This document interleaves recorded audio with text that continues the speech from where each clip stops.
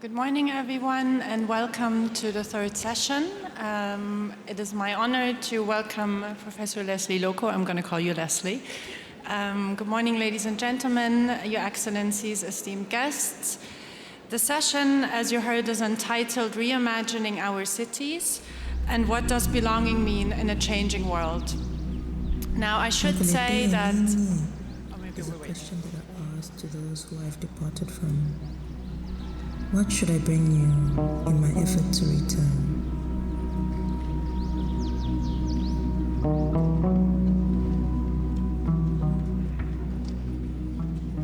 I've been a maker for a long time. In between architecture offices, I found myself working with leather, found myself going to villages to build with earth, rammed earth houses, and feeling at home. So feeling like that's the thing I'm meant to do. I'm meant to be, in the field, using my hands. NAS has been a time and place that has allowed for me to start a dialogue with the future. And in doing so, the idea of possibility has grown. Through the first nomadic African studio, I've written to the future.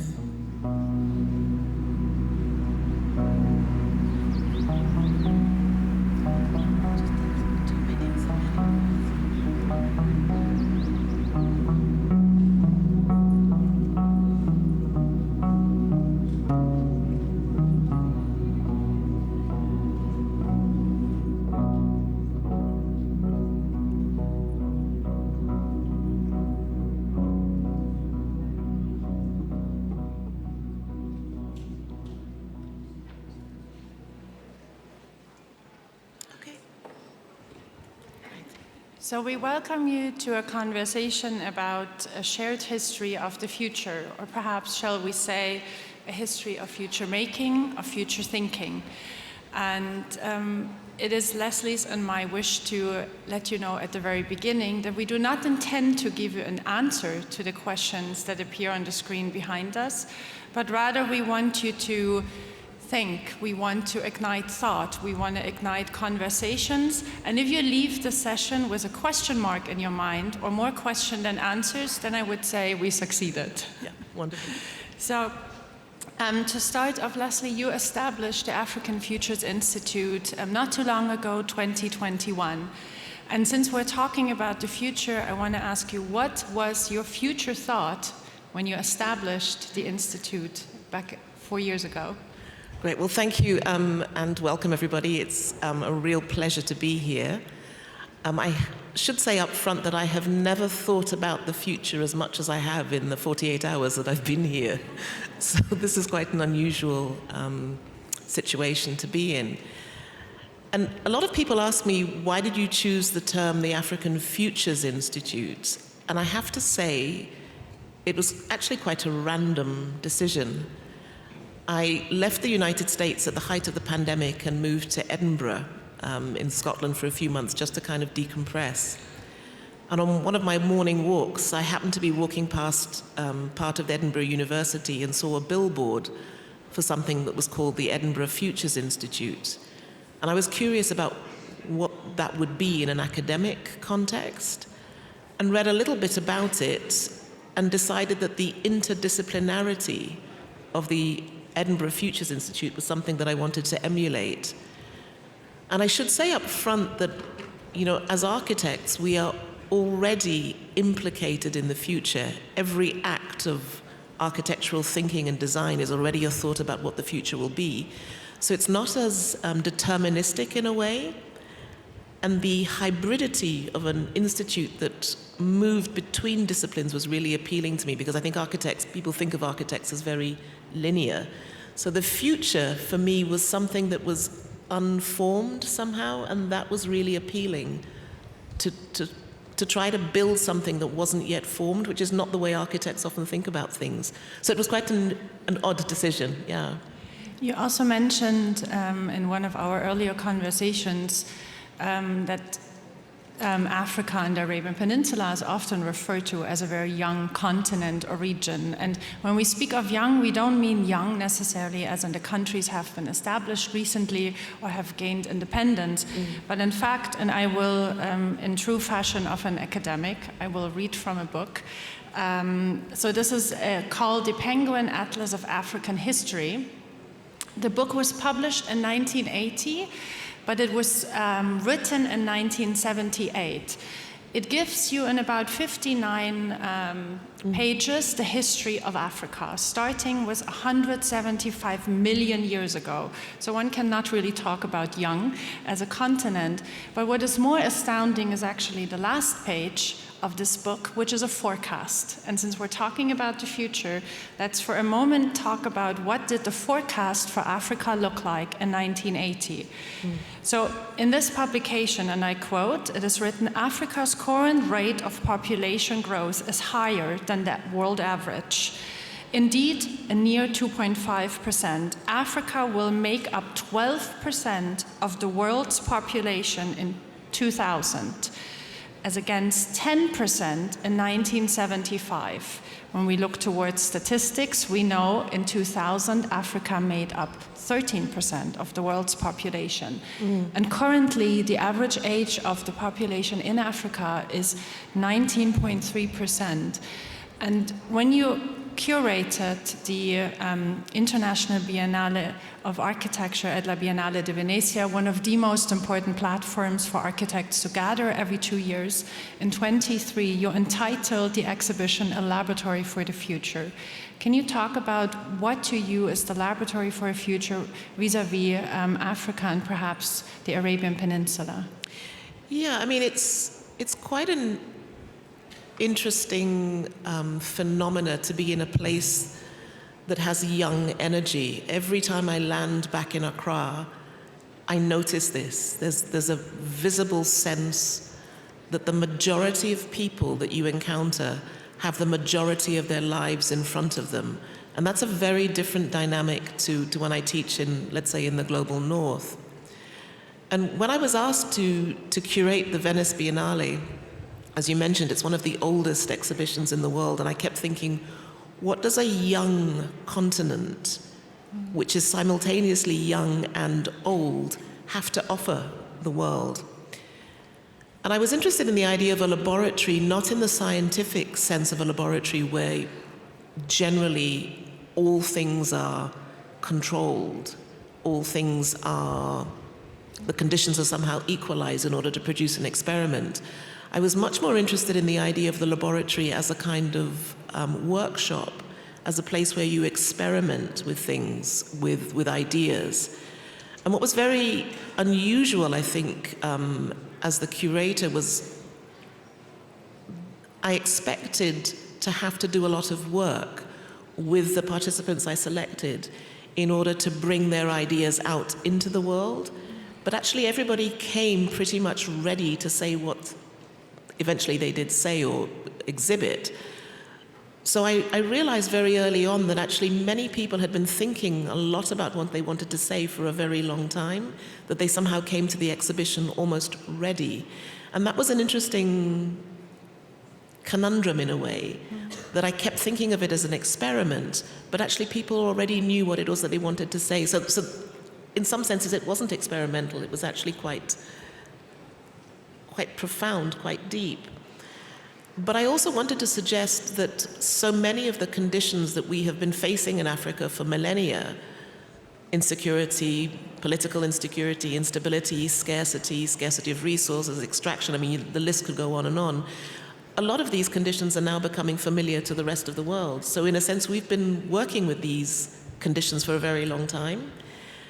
And a little bit similar to this conversation, it wasn't so much an opportunity to tell the world about these conditions as rather to explore them and experiment and explain them together. So it was experimental in one sense, and on the other hand, it wasn't experimental at all because we knew what we wanted to say. Yeah.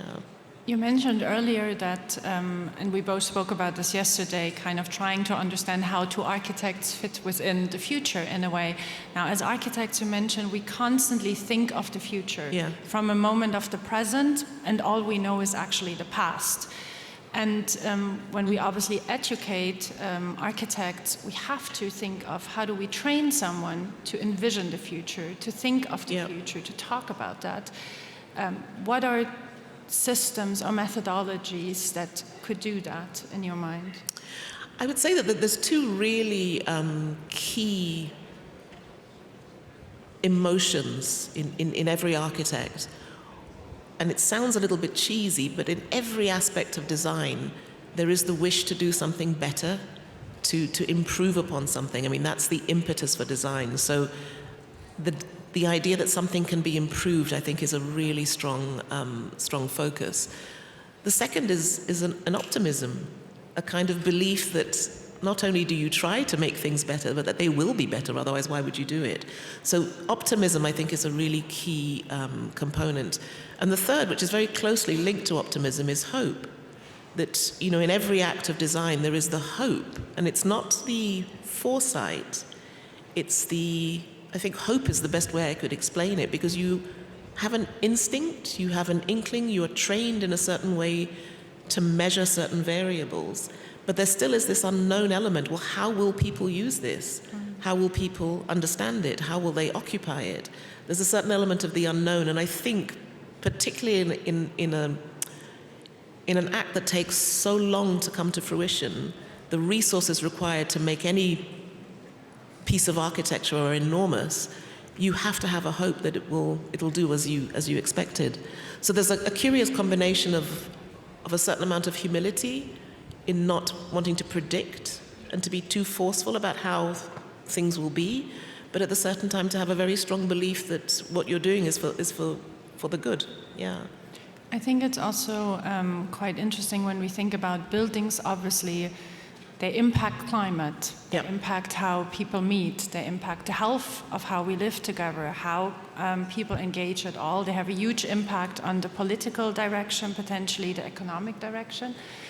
And I think as an architect, it's very often a quite daunting task, because we do build, in some ways, a better hope for the future. And I think one of the questions is, do traditional educational models, and I'm referring now also to the introduction video that you saw from the Nomadic African Studio, which is kind of an alternative model of really thinking about space, culture, and people. Is that perhaps a better direction to really think of how do we build? Vis-a-vis and I should say I'm obviously an educator by heart as well, but there is often this question, what more can we do to prepare students for the future and to prepare them thinking about the future when they don't necessarily have the tools yet? It's such a good question. I mean, you know, we're gathered here. I think one of the descriptions of this conversation is a fireside chat, and I was thinking about the sort of metaphor or the analogy. There is no fire, so we're obviously having a conversation in front of a lot of people, which is a strange way to have a conversation. But the impetus to share stories, to converse, to dialogue, I think is at the heart of learning. And I think increasingly education is moving away from that, moving away from the dialogue as the most important means by which we acquire knowledge, experience, understanding. And I think architectural education at this point in time is also in a moment of crisis, and it's partly to do, I think, with the expanding nature of architecture. I mean, you mentioned at the beginning that health, resources, materials, technology, artificial intelligence, these are all aspects that have something to do with the built environment. And as people who are trained to deal with the built environment, how do we cope with an ever-expanding field of knowledge? You know, our impetus, certainly in the way I was trained, was to be quite deep and not lateral. I think one of the things that attracted me to architecture was the idea of having a profession, that I would know something in an enormous depth. But actually, the more I studied architecture, the broader it became. And so the less I understood in depth, the more I understood in width, let's say. And that's quite a hard metaphor, I think, for a profession. You know, professions are really driven by the expertise in quite narrow bands of knowledge. And actually, the built environment continuously expands. So I think our ways of teaching have to adapt. And this is partly, or probably, where the future really comes to play in quite a directed way, is, you know, what will the architect of the future look like? What will he or she be trained to do? What will the curriculum be in order to cope with this ever-expanding and ever-broadening field. I don't know that any of us have any of the answers, but at the same time, there are lots more experiments popping up, which in some ways gives me, again, that sense of optimism that none of us really know, but many of us have an instinct for a different way to teach. And that's becoming more the norm, I would say. Yeah. I mean, some of the things that come to my mind as you're also speaking about, optimism and kind of this willingness for the future is obviously the need for a dialogue, as you said. Yeah. And I think very often we do not take the time to have a dialogue. We do not take the time to really get to know a place, a culture, a context, and a space. And so I would even argue that perhaps we're all, in one way or another, educators. We're all teachers at our heart, whether we teach our children, we teach our team, or we teach our colleagues, we teach the families that might live away from where we are about the place that we now live in, or we teach one another here at the conference. I think at the end of the day, we're all trying to learn from one another. So perhaps these spaces of dialogue is where actually one can learn in one way or another the language of the future, but also how to engage. So what could be alternative spaces that are not within the institutions to learn how do we build and think of the future? It's such an interesting, when we were thinking about the appropriate teaching format for the African Futures Institute, the word nomadic popped up in my head very, very early on. And, in some ways, the nomad is the counter opposite of the architect. I always say that architecture's impulse is always to root, to be grounded, but this idea of mobility is also becoming the dominant thread of, the 21st and the 22nd century. So again, you have this kind of contradiction between architecture's impulse to settle and the human impulse to move. So there's two forces that are somehow not diametrically opposed, but are always in tension. And I kept thinking, well, what would the teaching vehicle be that would somehow embrace or encompass this tension? Because I think it's particularly prevalent now because mobility is such a huge part of our contemporary experience. And so when we thought about a teaching studio, I thought, well, why don't we reverse the action? So rather than have people come to us, to the Institute, let the Institute go to other places. But there's something in the move to another place that demands a different kind of intelligence, a different kind of attention, and a different kind of time. So in the 5 years of the Nomadic African Studio, we will move around the African continent. We started in North Africa, in Morocco. And it took the participants, we don't call them students anymore, a good 2 weeks to acclimatize, not just physically, but also emotionally, linguistically, in terms of ritual to the place before they were ready to learn. And that gave me an enormous insight into the importance of place. Architects always talk about place, they always talk about the site. But as you said, very few people ever think about the time it takes to understand site. So I think, my experience with the Nomadic Studio has been that it's thrown up many more questions than it has given us answers. And maybe that's not such a bad place to start. So it's really more about inquiry rather than systems than at that part. Absolutely. And I've spoken a lot about this in my teaching career, about the difference between explaining something and exploring something. And I think part of the contradiction for people in the global south or outside the canon of architecture in the global north is that at the same time you're trying to explain who you are also trying to explore it in its fullest sense. And that task of trying to explain and explore simultaneously is incredibly difficult.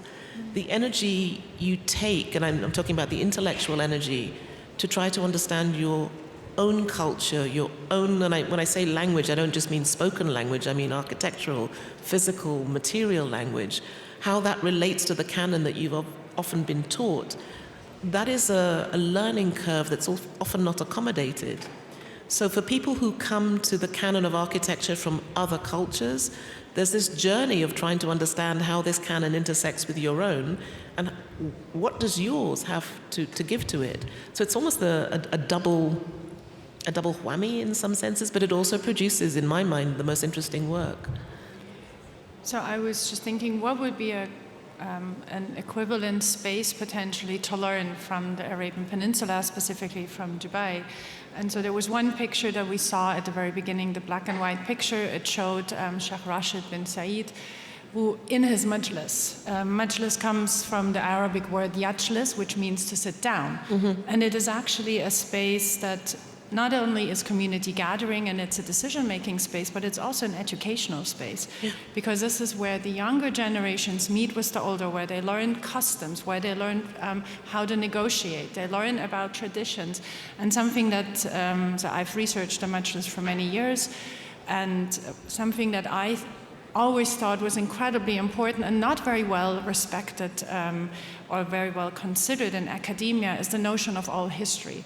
So we are in a transient environment where history is not written, history is told through poetry, right? Through often storytelling. And you can only, when you go to, as you said, when you go to the place, in your case you took the institution to Fez, Morocco, you took the nomadic studio there. And I think here it would be, you would have to go into a majlis to really truly understand the culture and the connection, the way people relate to each other, and to understand what is it that inspires the development. And the question then, I think, really becomes you need to have curiosity as another kind of paradigm to really think about the future, because you need to be willing to engage. Yeah, I mean, I think one of the really interesting things about, certainly about this part of the world, is the speed at which this part of the world has transformed. And it's a combination of will and appetite and resources, which is probably quite unique here. And at the same time, when we think about the kind of deep history, the deep roots of language, of ritual, of tradition, of ways of understanding the world, the two, in immense speed and immense depth, again produce a certain kind of tension. And rather than think of that tension as problematic, I often think of it as an intensely creative. So one of the things that really makes me question when I come to this part of the world is, what are the names that we give to these new forms of urbanism, these new forms of architecture, these new forms of community that you can see emerging here at speed in a way that you don't see in other parts of the world? I don't know that our language is developing fast enough to accommodate what we see and understand. And as educators, one of our tasks is to encapsulate these ideas, the phenomena that we see, in a way that can be taught to someone else. But when things are happening so fast that you don't even have time to catch your breath, I wonder, as educators, what does that mean for us? Like, where do we go to try and understand what's happening around us? I would say it's incredibly invigorating, it's incredibly energizing, but at the same time, it also makes me pause to really question, what is it that I know and what is it that I'm ready to impart? So complicated, It's very complicated, and we started kind of the conversation also with language, right?